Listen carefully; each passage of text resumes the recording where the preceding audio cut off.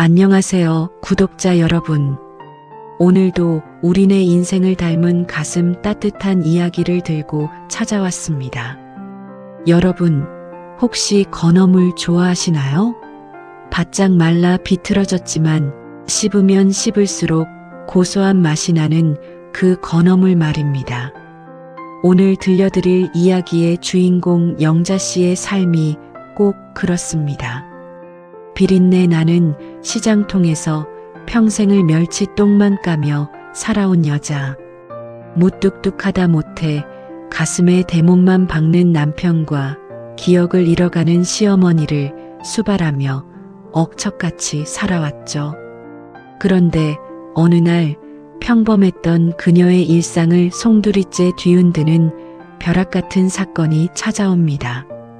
당신에게 남은 시간이 얼마 없다면 무엇을 제일 먼저 하시겠습니까?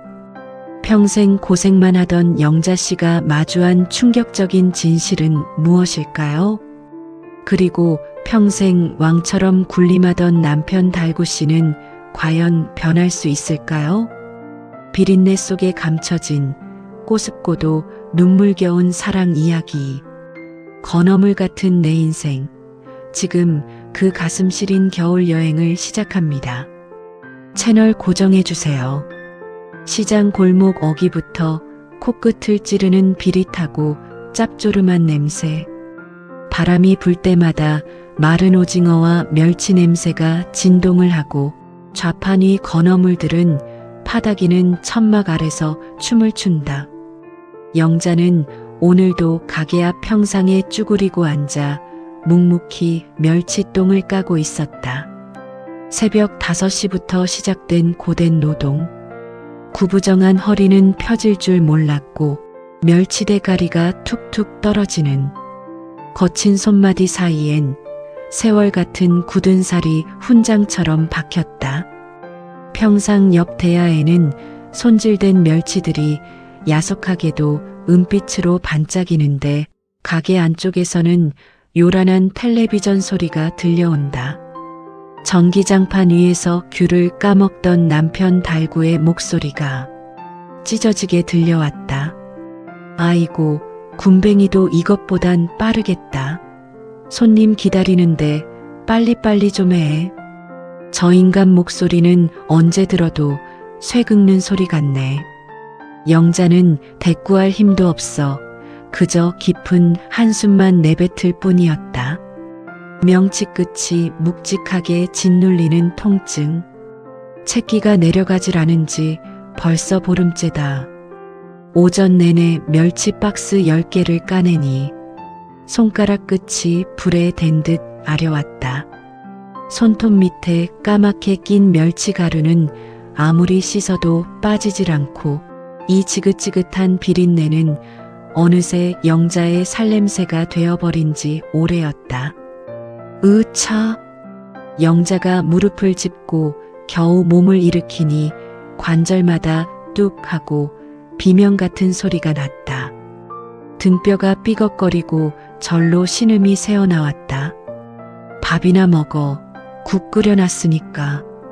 영자가 쟁반을 밀어넣자 달구는 쳐다보지도 않고 숟가락부터 들이밀었다. 국이 왜 이렇게 짜? 소금을 들이부었나? 자네는 늙을수록 간을 못 맞춰서 큰일이야. 투덜대면서도 밥그릇을 싹 비우는 달구. 그 모습을 뒤로 한 채 영자는 부엌 구석에 서서 찬물에 밥을 말아 넘겼다. 꺼끌꺼끌한 밥알이 목구멍에 걸리고 억지로 삼키는 명치가 바늘로 찌르는 듯 따가웠다. 손으로 꾹 눌러보지만 통증은 가라앉지 않고 식도를 타고 내려가는 물마저 쓰라렸다. 냉장고 문을 열어 소화제를 찾았지만 빈 통뿐이다. 어제 마지막 하나를 먹어버렸던가. 사장님, 얼굴이 왜 그래요? 흑빛이네. 어디 아픈 거 아니에요? 가게 앞을 지나던 단골 손님의 걱정 어린 한마디. 영자는 억지로 입꼬리를 올리며 애써 웃어 보였다. 괜찮아. 날이 추워서 그래. 멸치 좋은 거 들어왔는데 좀 보고 가. 손이 떨려 비닐봉지가 자꾸만 빠져나갔다. 1,000원만 깎아달라는 손님의 흥정에 신랑이 할 기운도 없어 고개를 끄덕이고 만다. 손님이 떠난 자리에 다시 앉아 멸치똥을 까는 영자. 해가 뉘엿뉘엿 넘어가고 시장 상인들이 하나둘 문을 닫을 때쯤 가게 안에는 달구의 코 고는 소리만 가득 찼다. 비린내가 뼛속까지 스며든 하루가 저물어가고 있었다. 내일은 꼭 소화제 하나 사 먹어야지 다짐하며 영자는 욱신거리는 명치를 꾹 눌렀다. 다음날 동네에 있는 작은 내과에 들렸는데 의사의 표정이 심상치 않았다. 청진기를 대는 손끝이 유난히 차가웠고 배를 꾹꾹 눌러보는 눈매가 찌푸려졌다. 큰 병원으로 가보세요. 여기서는 더 이상 볼 수가 없어요. 의사가 건네준 소견서를 받아든 영자의 손이 덜덜 떨렸다. 글씨가 물기 어린 눈에 번져 흐릿하게만 보였다. 대학병원으로 향하는 버스 안 창밖으로는 붉게 타오르는 낙엽들이 흩날리고 있었다. 가을이 깊어가고 있었다. 저 낙엽도 한때는 푸르렀겠지. 돛대기 시장 같은 대학병원 대기실. 사람들의 표정엔 짙은 그늘이 드리워져 있고 기침 소리와 신음소리 사이로 아이 우는 소리가 뒤엉켰다. 차가운 플라스틱 의자에 앉아 1시간, 그리고 2시간을 기다렸다. 드디어 영자의 이름이 불렸다. 진료실 문을 열자 코를 찌르는 소독약 냄새.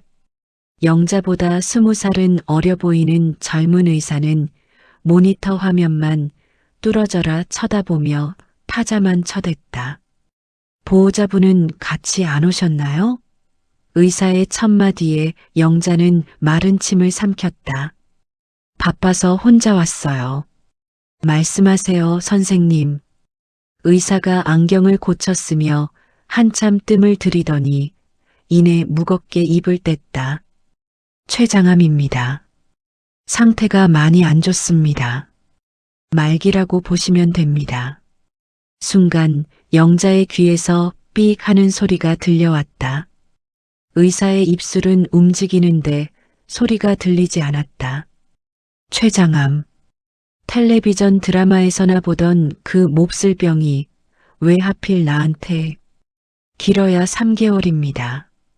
마음의 준비를 하시는 게 좋겠습니다. 3개월이라니. 손가락을 꼽아보니 지금이 11월, 겨울을 못 넘긴다는 소리였다. 머릿속이 새하얗게 지워졌다. 선생님, 저 김장해야 하는데요. 우리 식구들 먹을 김치도 아직 안 담갔는데 가게 문도 열어야 하고. 횡설수설하는 영자를 의사는 그저 안타까운 눈빛으로 바라볼 뿐 아무런 말도 해줄 수가 없었다. 진료실을 걸어 나오는 다리가 후들거려 바닥이 울렁거리는 것만 같았다. 병원 밖으로 나오니 찬바람이 사정없이 뺨을 때렸다. 거리는 여전히 시끄럽고 사람들은 바삐 움직이는데 세상은 아무 일도 없다는 듯 멀쩡하게 돌아가는데 오직 영자만 멈춰 서 있었다. 그때 주머니 속에서 핸드폰이 요란하게 울렸다. 남편 달구였다. 어디야? 배고파 죽겠는데 밥 안 주고 어딜 쏘다녀. 짜증 섞인 달구의 목소리. 평소 같으면 밉살스러워 대꾸도 안 했을 텐데 오늘은 그 타박마저 먹먹하게 들려왔다. 전화를 끊고 올려다본 하늘엔 회색 구름이 잔뜩 끼어 있었다. 금방이라도 눈이 올 것 같은 날씨. 이제 겨우 겨울의 시작인데 영자의 가슴엔 벌써 매서운 칼바람이 불어닥치고 있었다. 가야지. 밥 차려주러 가야지. 영자는 비틀거리는 걸음으로 버스 정류장을 향해 걸음을 옮겼다. 그녀의 등 뒤로 구급차 사이렌 소리가 멀어져 가고 있었다. 가게 문을 열고 들어서자 영자를 반기는 건 익숙한 풍경뿐이었다. 달구는 오래된 장판 위에서 귤을 까먹고 있었고 낡은 전기장판에서는 은은하게 타는 냄새가 올라왔다. 텔레비전에서 흘러나오는 트로트 가수의 구성진 노랫소리. 세상은 영자의 속이 시커멓게 타들어가는 줄도 모르고 참 야속하게 평화로웠다. 왔어? 내 소화제는?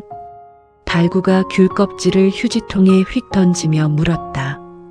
빗나간 껍질이 바닥에 힘없이 떨어졌다. 하지만 영자의 손에 들린 건 텅 빈 비닐봉지 하나뿐. 병원 문을 나서며 정신이 나가 약국 들르는 것도 까맣게 잊어버린 탓이었다. 그냥 체한 거래. 며칠 굶으면 낫는데. 영자는 퉁명스럽게 내뱉었지만 입안이 바싹 말라왔다. 거짓말이었다. 심장이 쿵쿵거려 금방이라도 들킬 것만 같았고 손바닥엔 식은 땀이 흥건했다. 아이고 돌팔이 의사네. 사람 배가 이렇게 아픈데 그냥 굶으라고? 밥 안 줄라고 꾀병 부리는 거 아니야? 달구의 투덜거림이 비수처럼 가슴에 꽂혔다. 평소 같았으면 등짝이라도 시원하게 한 대 갈겨줬을 텐데 오늘은 손 하나 까딱할 힘조차 없었다. 영자는 가만히 달구의 얼굴을 뜯어보았다. 희끗한 머리, 늘어진 뱃살, 혼자서는 라면 하나 제대로 못 끓여 먹는 위인. 내가 죽으면 저 늙은이는 어떡하나. 양말 짝도 못 찾아 헤맬 테고 세탁기 돌리는 법도 모를 텐데. 영자의 시선이 가게 구석으로 향했다. 치매 걸린 시어머니가 입을 살짝 벌린 채 웅크리고 자고 있었다. 깨어나면 밥 달라 아기처럼 보챌 테고 똥 기저귀는 누가 갈아주나. 손톱은 또 누가 깎아주고 목욕은 누가 시켜주나. 내가 없으면 이 집구석은 순식간에 쓰레기장이 되고 말 것이다. 영자는 입술을 꾹 깨물었다. 말할 수 없다. 아직은 아니다. 아직은. 여보, 나 배고파 죽겠어. 저녁 언제 줘? 달구의 재촉에 영자는 습관처럼 앞치마를 둘렀다. 습관이란 게 참 무서웠다. 죽을 병에 걸렸어도 밥때가 되면 몸이 먼저 움직이니 말이다. 냉장고 문을 열자 찬기운이 얼굴을 스치고 시래기와 무, 어제 손질해둔 두부가 보였다. 재료를 꺼내 도마 위에 올리고 칼질을 시작했다. 탕, 탕, 탕. 부엌에 울리는 도마 소리가 유난히 크게 들렸다. 칼질을 할 때마다 참았던 눈물이 툭툭 떨어졌다. 파 썰 때 나는 눈물인 척, 매운 양파 때문인 척 해보지만 정작 도마 위엔 아무 죄 없는 무만 토막나고 있었다. 도마 위에 번지는 눈물 자국을 영자는 소매로 훔쳐냈다. 보글보글 끓는 뚝배기 소리와 함께 구수한 된장찌개 냄새가 온 집안을 채웠다. 영자는 눈물을 훔치고 아무 일도 없었던 것처럼 밥상을 차렸다. 오늘도 영자는 꿀먹은 벙어리가 된다. 맛있네. 오늘 간이 딱 맞네. 달구의 무심한 한마디에 영자의 눈시울이 또다시 뜨거워졌다. 평생 살면서 맛있다는 말을 몇 번이나 들어봤을까? 고맙다는 말은 또 몇 번이나 들어봤을까? 손가락으로 꼽을 수 있을 정도였다. 밥상 앞에 앉아 밥 한 숟가락을 떠보지만 목구멍으로 넘어가지 않았다. 억지로 삼키려 해도 돌덩이처럼 걸려 내려가지 않았다. 물을 한 모금 마시고서야 밥알이 겨우 식도를 타고 내려갔다. 그때 창밖으로 첫눈이 내리기 시작했다. 하얀 눈송이가 창문에 부딪혀 스르르 녹아내렸다. 겨울이 왔다. 영자의 첫 번째 겨울이자 어쩌면 마지막이 될 겨울이. 다음 날 점심시간 시장 골목은 한산하기만 했다. 매서운 추위 탓에 손님의 발길마저 뚝 끊긴 썰렁한 가게. 그때 옆집의 순댓국집 욕쟁이 할머니가 가게 문을 박차고 들어왔다. 영자의 10년지기 친구이자 고단한 삶의 멘토 같은 존재였다. 앞치마에 얼룩덜룩한 국물 자국을 묻힌 채 할머니가 대뜸 영자의 팔목을 낚아챘다. 너 이리 좀 와봐. 낯짝이 그게 뭐냐? 저승사자랑 하이파이브하고 온 얼굴이야. 거친 손, 평생 국밥 한 그릇 한 그릇 끓여내느라 굳은 살이 훈장처럼 박힌 그 손이 영자를 가게 뒷방으로 막무가내로 끌고 갔다. 여름엔 서늘하고 겨울엔 더 추운 비좁은 냉골방. 할머니는 문을 닫더니 뜨끈한 순댓국을 턱 내밀었다. 김이 모락모락 나고 구수한 냄새가 코를 찔렀지만 영자는 속이 울렁거려 숟가락을 들 수조차 없었다. 너 무슨 일 있지? 남편이 또 속썩이냐? 아니면 아들놈이 사고 쳤냐? 똑바로 말해. 할머니의 호통에 영자의 어깨가 파르르 떨렸다. 꾹꾹 눌러왔던 감정의 둑이 터지기 일보 직전이었다. 영자는 고개를 푹 숙인 채 차가운 스테인리스 숟가락만 만지작거렸다. 달달 떨리는 손 때문에 숟가락이 그릇에 부딪혀 딸랑거리는 소리를 냈다. 할머니가 영자의 손을 꽉 잡았다. 거칠지만 난로처럼 따뜻한 손이었다. 언니, 나 암이래. 그것도 말기래. 길어야 3개월 남았대. 모기만한 목소리였지만 좁은 방 안을 가득 채우고도 남을 만큼 무거운 고백이었다. 순간 정적이 흘렀다. 시끌벅적하던 세상의 소음이 일시 정지된 것만 같았다. 들리는 건 오직 할머니의 거친 숨소리뿐. 미친년, 연병할 년, 내가 병원 좀 가보라고 했냐 안 했냐? 미련 곰탱이처럼 일만 하더니 꼴 좋다. 할머니가 들고 있던 행주를 바닥에 패대기 치며 소리쳤다. 욕인지 위로인지 모를 말들이 폭포수처럼 쏟아졌다. 하지만 할머니의 눈시울은 이미 붉게 충혈되어 있었고 주름진 눈가는 더 깊게 패여 있었다. 그제야 영자는 참았던 울음을 터뜨렸다. 아이처럼 엉엉 소리내어 울었다. 나 억울해서 어떡해 언니. 나 아직 비행기도 못 타봤어. 제주도도 못 가봤는데. 우리 영감 넥타이는 사줬어도 내수에 한 벌 안 해놨는데.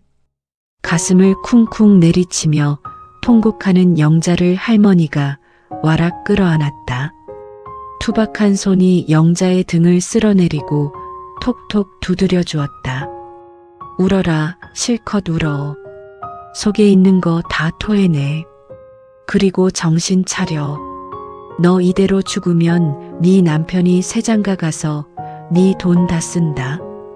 억울해서 눈이나 감겠냐. 할머니의 그 투박한 위로에 영자는 웃다가 다시 울었다. 따뜻한 국밥 국물보다 더 뜨거운 무언가가 목구멍을 넘어갔다. 처음으로 내 편이 생겼다. 혼자가 아니었다. 얼마나 울었을까. 영자의 울음소리가 잦아들고 목은 쉬어버렸다. 퉁퉁 부은 눈으로 식어버린 순대국을 바라보는데 할머니가 따뜻한 숭늉을 내왔다. 이거라도 마셔. 속 풀어야지. 영자는 구수한 숭늉을 받아 한 모금 마셨다. 따뜻했다. 꽁꽁 얼어붙었던 가슴이 조금은 녹아내리는 것 같았다. 할머니가 송금이 깊게 파인 손으로 영자의 손을 다시 꽉 잡아주었다. 그 손을 보며 영자는 생각했다. 나도 저렇게 늙고 싶었는데, 할머니처럼 욕하면서 그렇게 오래오래 살고 싶었는데. 오후 3시 시장이 가장 활기를 띠는 시간. 상인들의 우렁찬 호객 소리가 골목을 가득 메우고 있었다. 영자는 가판대 위에 마른 오징어를 보기 좋게 다리를 쫙 펴서 진열하고 있었다. 햇빛을 받아야 더 먹음직스러워 보일 테니까. 그때였다. 허리를 굽혔다 펴는 순간 세상이 핑 하고 팽이처럼 돌았다. 눈앞이 캄캄해지고 역한 오징어 냄새가 훅 끼쳐왔다. 명치 끝에서 뜨거운 것이 치밀어 오르고 가판대를 짚은 손에는 힘이 들어가지 않았다. 하는 신음과 함께 영자의 몸이 힘없이 기우뚱했다. 쿵! 잘 펴놓은 오징어들이 바닥으로 우수수 쏟아지고 지나가던 손님들의 비명소리가 터져나왔다. 사장님, 누가 119 좀 불러요.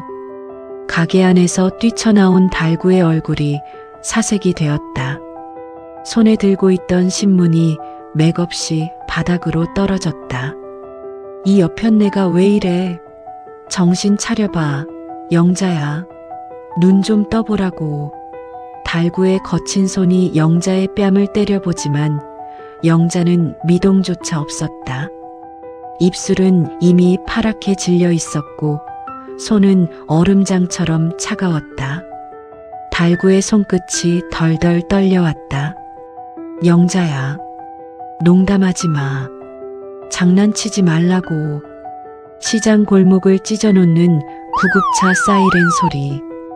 삐뽀삐뽀 요란한 소리에 상인들이 하나둘 모여들어 수군거렸다.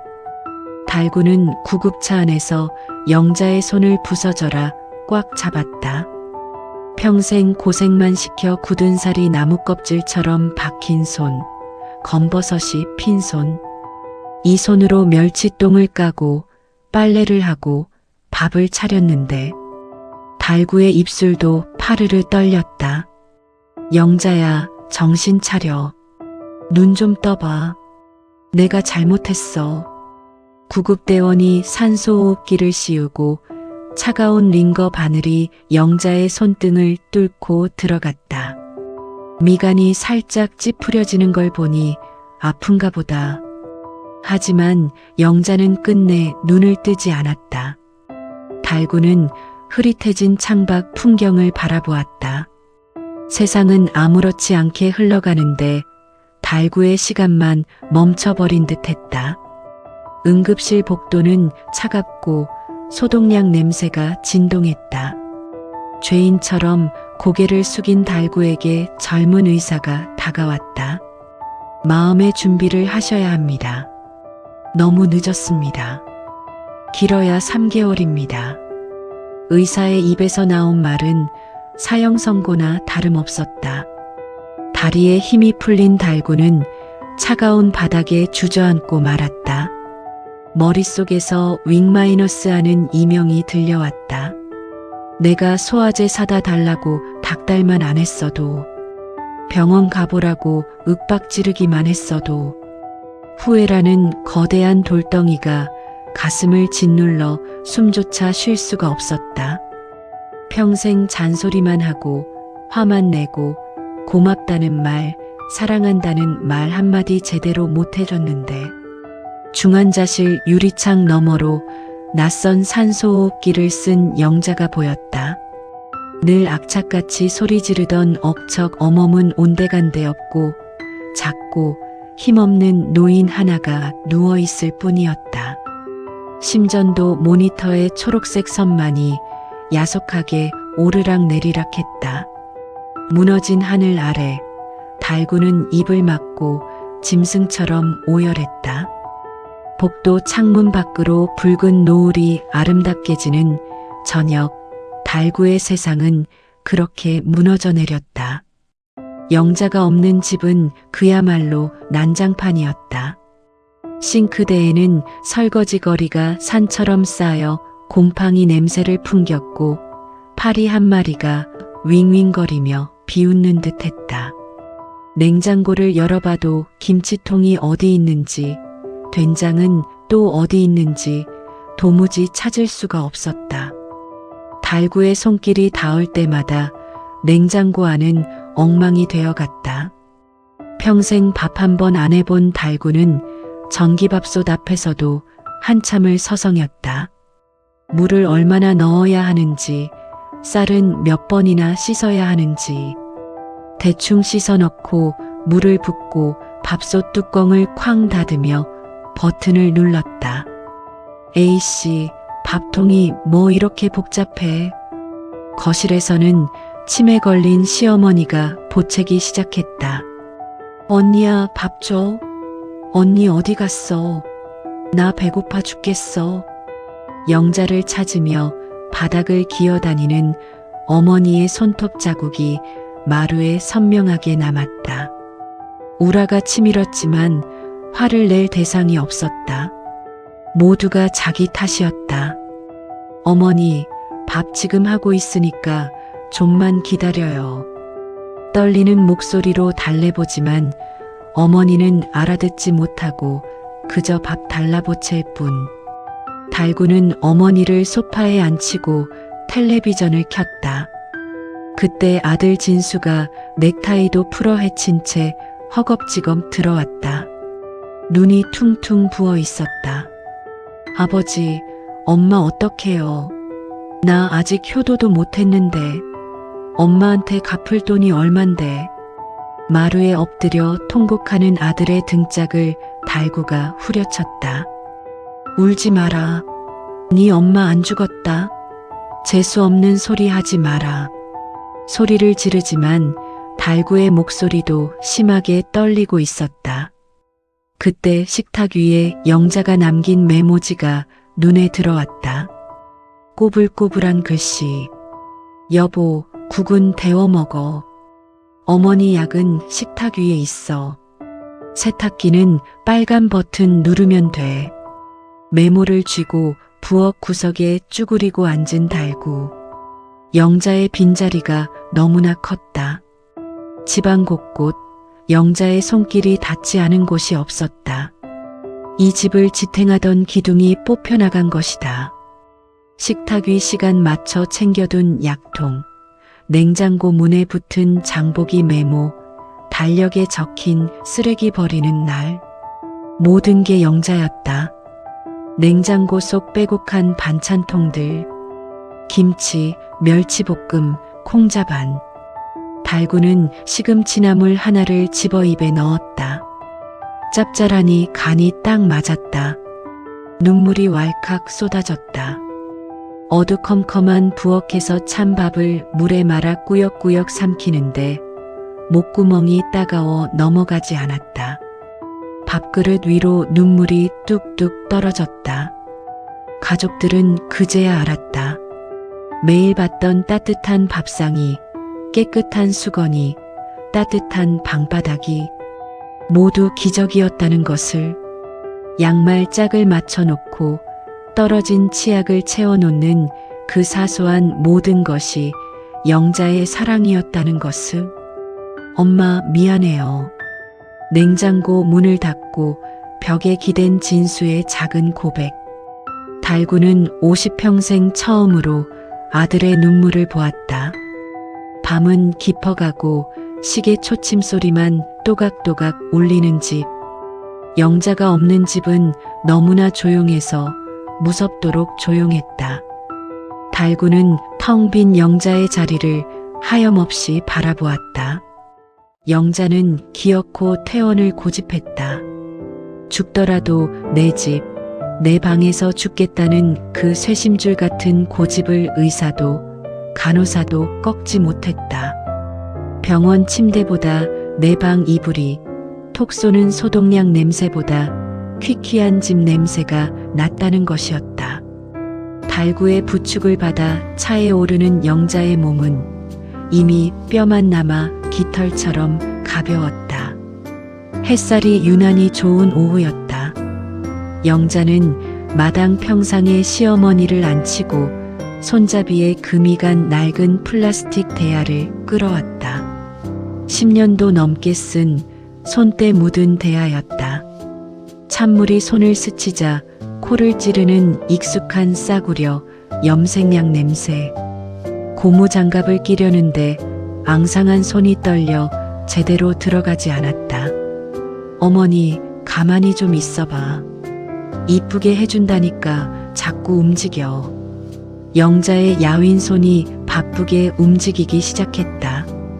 빗에 검은 약을 묻혀 하얀 머리카락을 한 올 한 올 정성스레 빗어 넘겼다.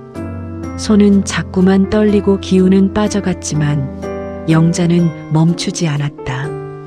어느새 머리에 검은 물이 들고 시어머니는 10년은 젊어 보였다. 예전엔 밥이 짜다, 빨래가 덜 됐다. 하루도 편할 날 없이 구박하던 시어머니였다. 하지만 이제는 아무것도 기억 못한 채 그저 영자를 언니라 부르며 따르는 아이가 되어버렸다. 빗질을 멈추고 들여다본 시어머니의 주름진 얼굴이 세상 모르고 해맑았다. 영자의 목이 메어왔다. 어머니, 나 없으면 이제 누가 염색해줘. 머리 허옇게 하고 다니면 남들이 욕해. 며느리가 게으르다고 욕한단 말이야. 떨리는 목소리에 시어머니가 영자의 눈을 빤히 쳐다보았다. 순간 흐릿하던 눈동자가 맑아졌다. 언니 어디가? 나도 데려가. 나 심심해. 영자의 옷자락을 꼭 쥐고 흔드는 시어머니. 툭! 영자의 손에서 빗이 대야의 검은 물속으로 풍덩 빠졌다.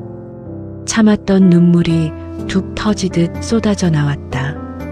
영자는 시어머니를 와락 끌어안았다. 어머니, 나 찾으러 빨리 오지 마. 밥 잘 먹고 약 잘 먹고 천천히 와. 제발 천천히 와. 마당에 부는 가을바람에 붉고 노란 낙엽들이 두 여자의 어깨 위로 내려앉았다. 시어머니의 검은 머리에 얼굴을 묻고 한참을 우는 영자. 그것은 세상에서 가장 슬픈 단장이었다. 마당 한구석에서 지켜보던 달구의 손에 들린 담배가 하얀 재가 되어 떨어졌다. 붉어진 눈시울을 감추려 고개를 돌려 하늘을 보았다. 구름 한 점 없는 파란 하늘, 너무 맑아서 더 슬픈 날이었다. 염색이 끝나고 영자는 드라이기에 따뜻한 바람으로 머리를 말려주었다. 기분 좋은 듯 눈을 감은 시어머니의 이마와 귀 밑, 목덜미에 묻은 염색약을 하나하나 정성스레 닦아냈다. 마지막이다.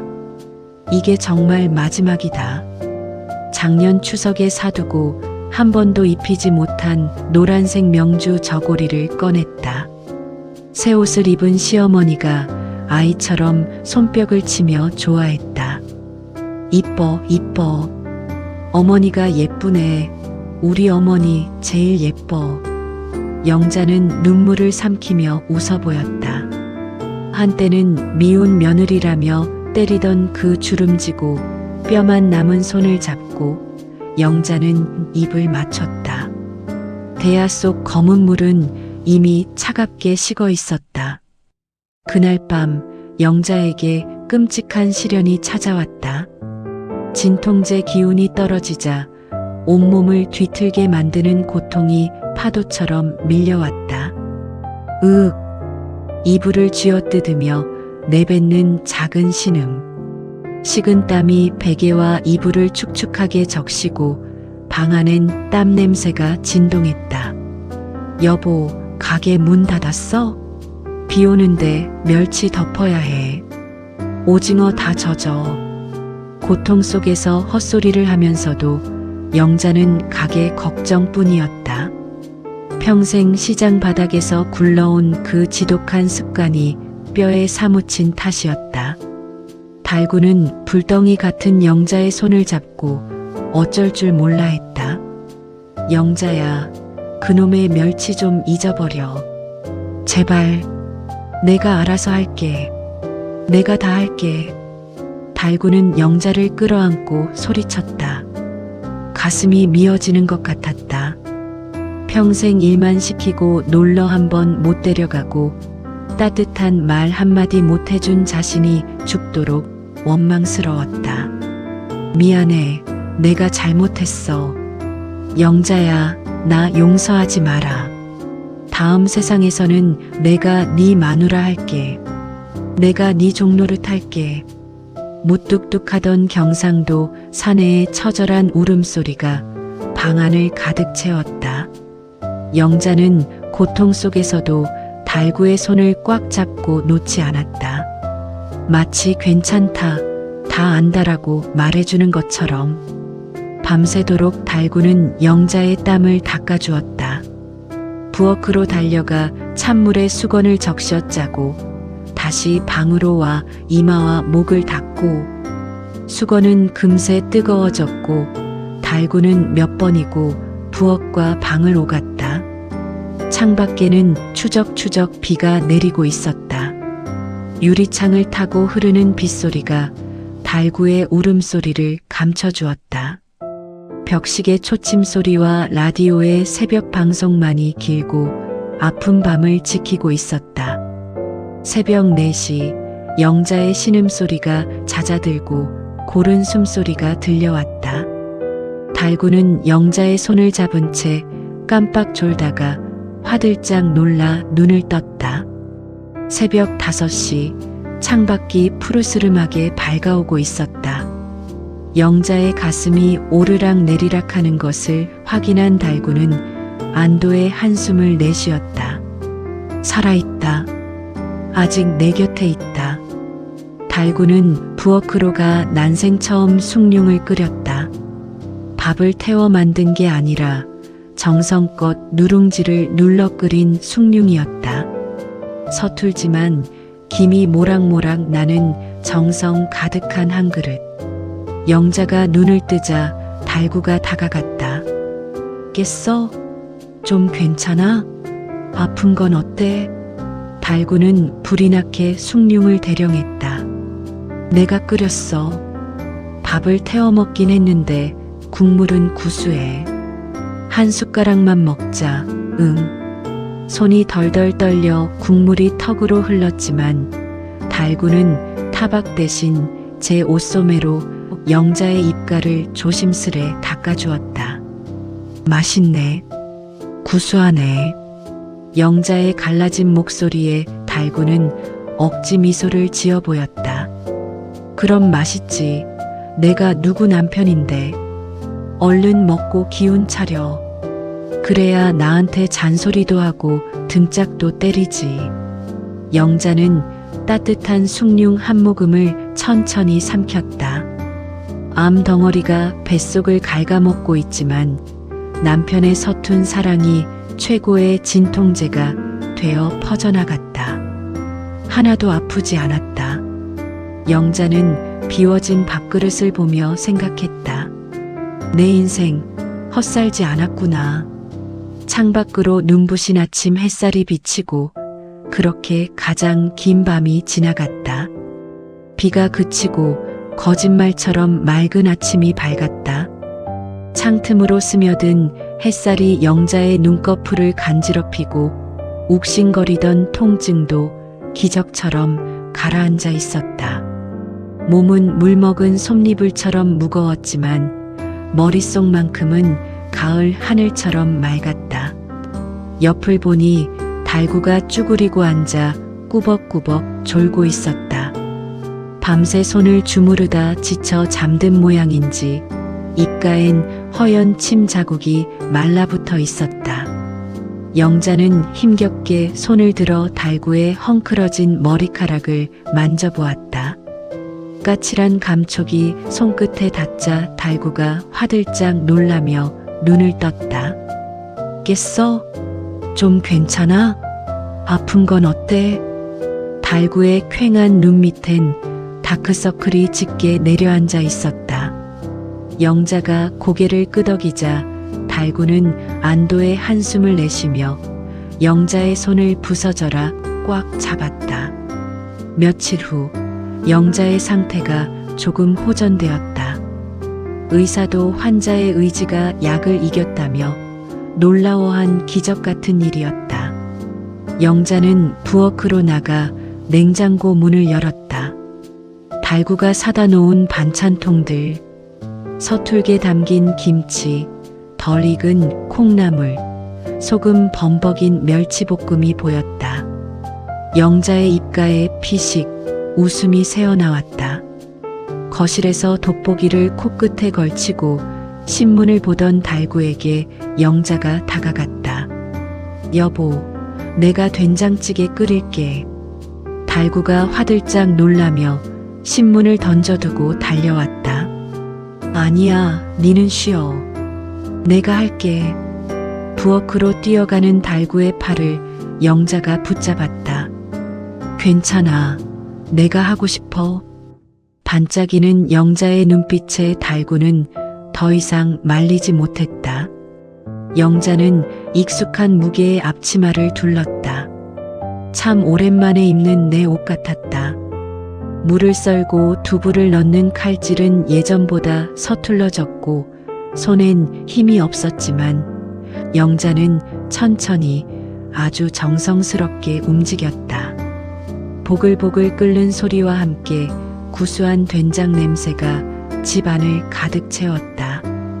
부엌 문 앞에 서서 지켜보던 달구의 가슴이 먹먹해졌다. 뒷모습은 예전 영자 그대로인데 어깨는 너무나 좁아졌고 등은 야속하게 굽어 있었다. 영자가 밥상을 차려내왔다. 달구 앞에 밥상을 밀어넣으며 손이 떨려 접시 밖으로 떨어진 김치를 다시 주워 담았다. 자, 먹어. 달구는 숟가락을 들 수가 없었다. 목이 턱 막혀왔다. 여보, 맛있어. 한 숟가락 뜬 달구의 목소리가 떨렸다. 입안에서 사르르 녹는 이 맛. 평생을 먹어온 그리운 영자의 손맛이었다.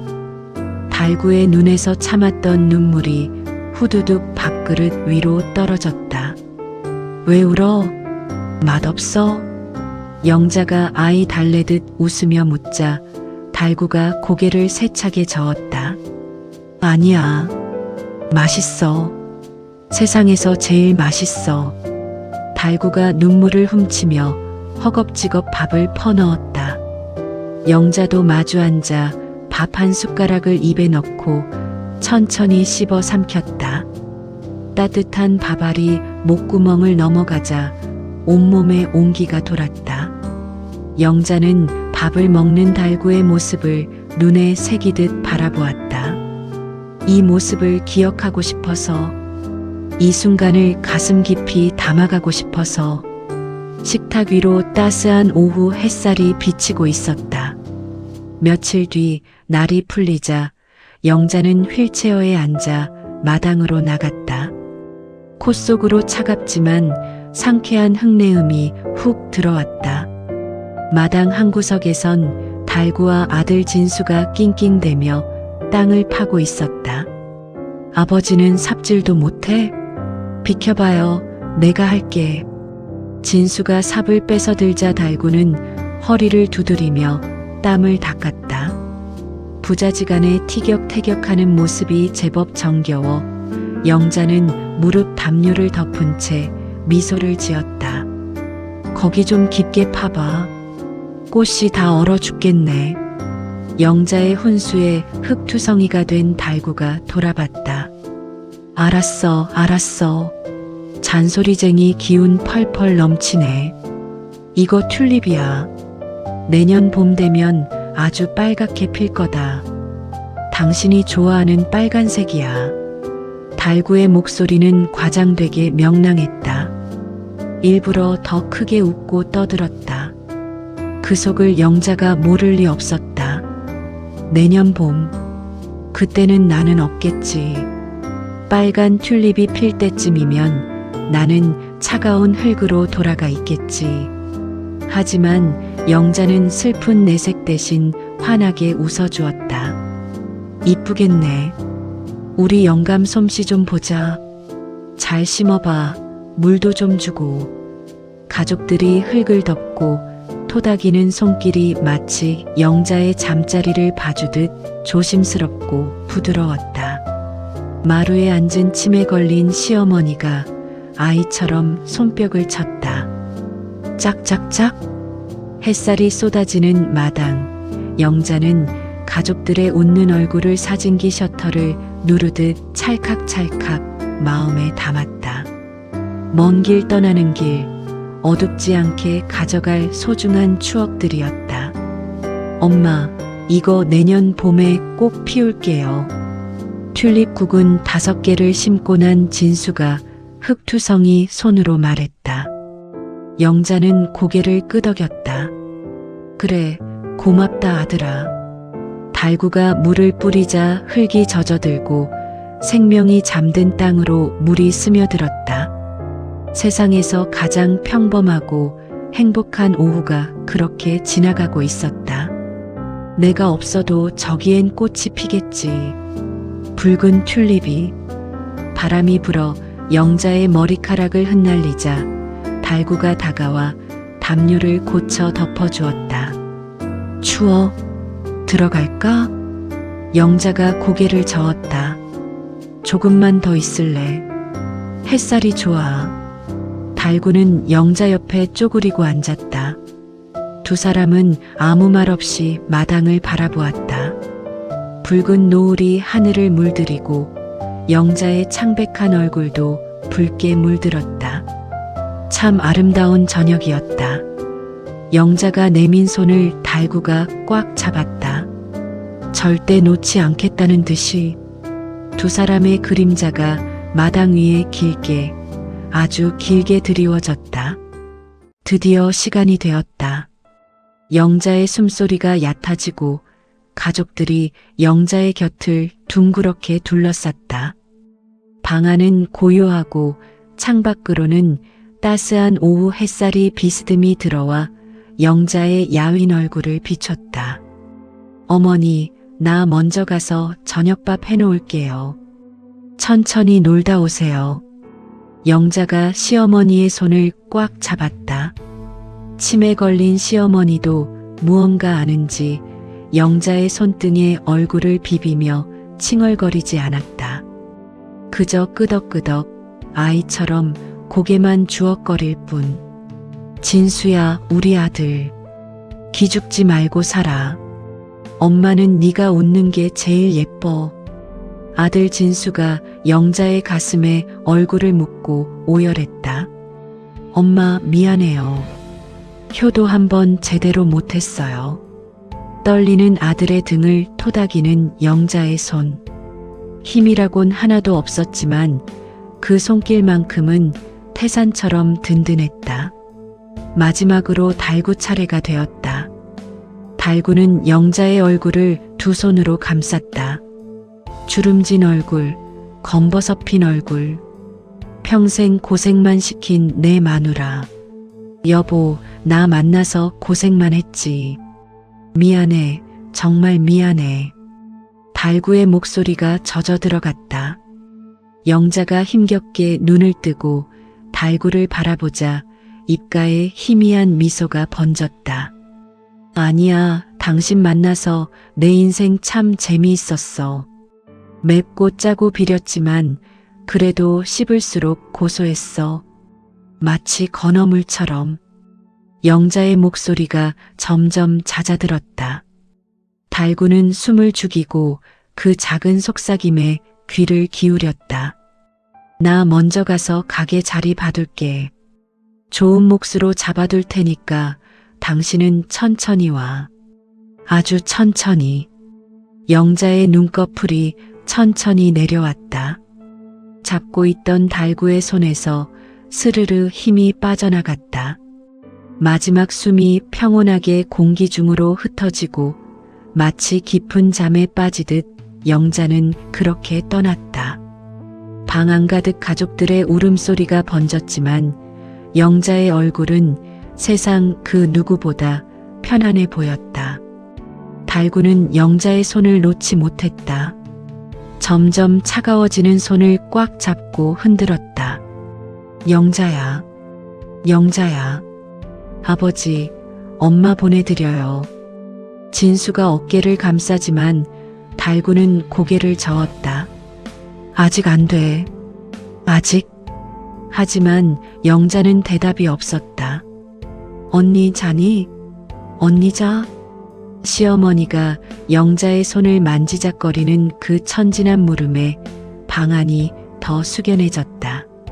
창밖으로 바람이 불어 커튼이 흔들리고 영자의 혼이 그 바람을 타고 떠나가는 것만 같았다.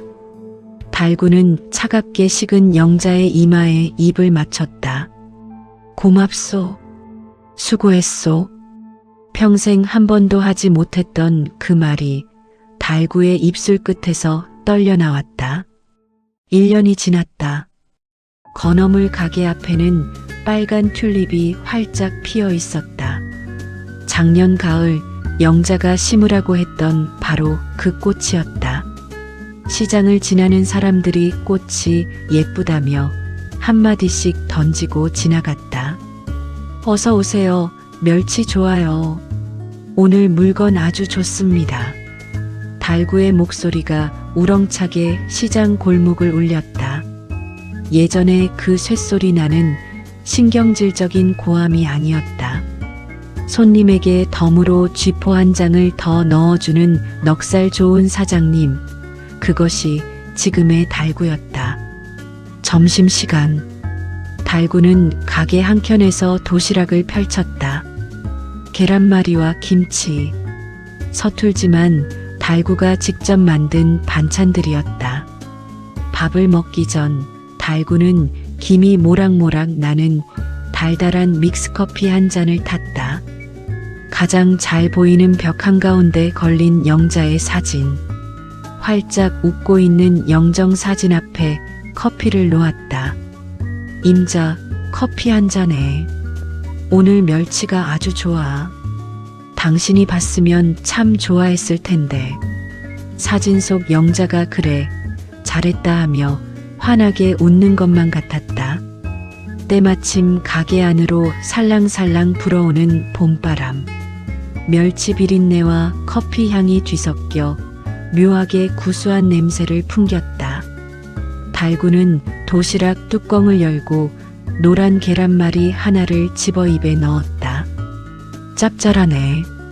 영자 솜씨만큼은 아니었지만 그래도 제법 먹을만했다. 나중에 갈 때 당신 좋아하는 꽃신 하나 사들고 갈게. 그때는 내가 밥 해줄게. 거기서 푹 쉬고 있어. 달구가 씩 웃으며 남은 커피를 들이켰다. 빈 잔을 내려놓는 소리가 경쾌했다. 다시 앞치마를 질끈 고쳐 매는 달구. 자, 장사합시다. 사장님, 멸치 한 근 주세요. 손님이 들어오자 달구가 저울에 멸치를 넉넉히 담아주었다. 고맙습니다. 또 오세요. 손님을 배웅하는 달구의 시선 끝에 가게 앞 튤립이 바람에 흔들리고 있었다. 햇살을 받아 반짝이는 빨간 꽃잎. 영자가 좋아하던 그 색깔이었다. 예쁘네, 잘 피었네. 달구가 중얼거리며 튤립에 물을 뿌리자 잎사귀에 투명한 물방울이 맺혔다. 허리를 펴고 올려다본 하늘은 구름 한 점 없이 파랬다. 꼭 영자가 지켜보고 있을 것만 같은 하늘. 임자, 꽃 잘 피었소. 달구의 작은 목소리가 바람에 실려 날아갔다. 시장 골목은 여전히 시끌벅적하고 상인들의 호객 소리와 아이들의 웃음소리로 가득했다. 오늘도 시장은 살아 숨쉬고 있었고 오늘도 달구는 살아간다. 영자 없이, 하지만 영자와 함께. 가게 안으로 들어선 달구는 다시 한번 영자의 사진을 보며 따라 웃었다. 고맙소, 임자. 가게 안으로 따스한 햇살이 쏟아져 들어왔다. 영자 씨의 봄날은 여전히 이곳에 머물러 있었다. 튤립이 흔들리고 멸치 냄새가 바람에 실려 퍼지는 늦은 오후. 달구는 평상에 앉아 멸치똥을 깠다. 영자가 하던 그 자리에 앉아서 손은 서툴고 느렸지만 멈추지 않았고 툭툭 떨어지는 멸치 대가리 사이로 달구의 손에도 어느새 굳은 살이 박여 있었다. 해가 뉘엿뉘엿 넘어가고 달구는 가게 문을 닫았다. 자물쇠를 채우고 집으로 향하다 뒤를 돌아보니 튤립이 석양을 받아 더 붉게 빛나고 있었다. 내일도 피어 있겠지. 모레도 피어 있겠지. 영자처럼. 달구는 걸었다. 익숙한 골목길, 영자와 함께 걷던 그 길을 따라. 혼자였지만 혼자가 아니었다.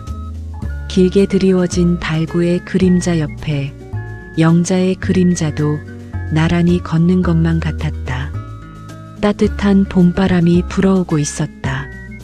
여러분, 오늘 이야기 건어물 같은 내 인생 어떻게 들으셨나요?